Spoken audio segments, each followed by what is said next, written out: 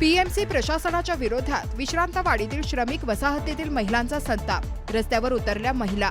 विश्रांतवाडीतील श्रमिक वसाहत नवरंग प्लाझा परिसरात गेल्या अनेक वर्षांपासून पथदिवे, ड्रेनेज आणि शौचालयांच्या समस्या कायम आहेत।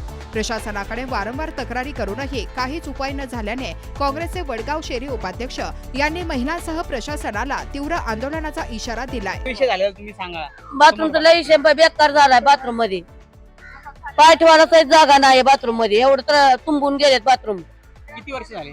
आता वर्षाच्या किती वर्ष झालं सांगा की? 2-3 वर्ष झालं। काढायला कोण धुवायला पण येत नाही, काढायला पण येत नाही। आजी या पुढे तुम्ही जरा बोला काय प्रॉब्लेम साफ करत नाही कुणी, त्याला धूत पण नाही कुणी, आणि सगळी तसंच पडलेली असते ती जागोजाग सगळी घाण, सगळ्या रस्त्यावर घाण, हे घाण सगळी घाणच असते तिकडे। जोपर्यंत काम होत नाही तोपर्यंत आम्ही शांत बसणार नाही, असा महिलांचा निर्धार आहे। आता पीएमसी प्रशासन यावर काय ऍक्शन घेणार हे पाहणे महत्त्वाचे आहे।